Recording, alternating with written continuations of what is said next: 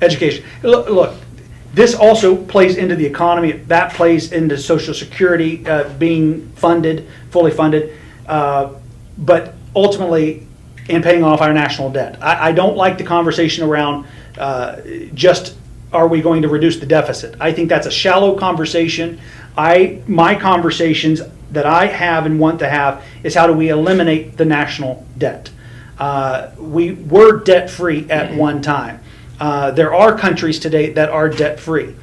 There is a path to get there, and you can do it through selling our energy to the world, number one, which we have more than many of these countries combined, and that's how they generate all of their revenues, not even through taxation. They even pay their citizens because of how much money they get through this.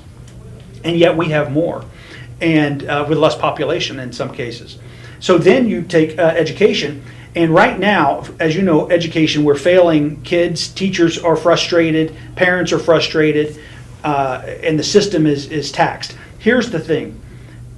We need to look at having bachelor's degrees run simultaneous with the high school years so that when people turn 18, they graduate high school, they are getting either a bachelor's degree or a trade certificate if they go the vocational route, trade route, at the time of graduation.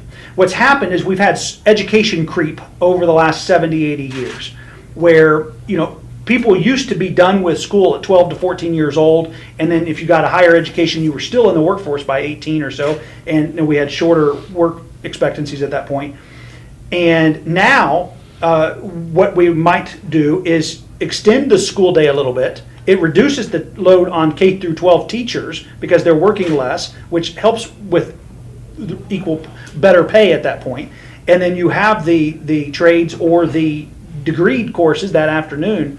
But another advantage to them graduating at 18 with a bachelor's degree and extending a school day is because the work day extended, it used to end at 2 to 3 p.m.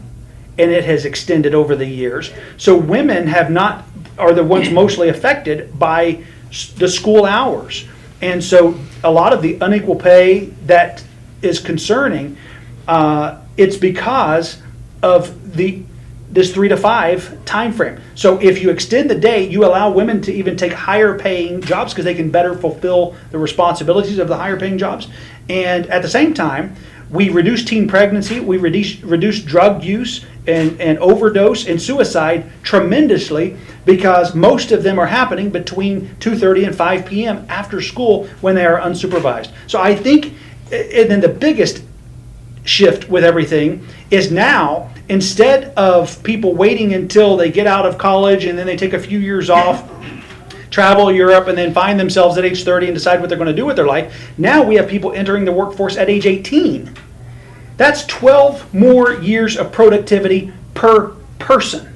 And when you look at the economic benefits of that, Social Security is fully funded, your national debt, even if it's $35 trillion whenever I inherit it, that even with those numbers would be paid off in 6 years.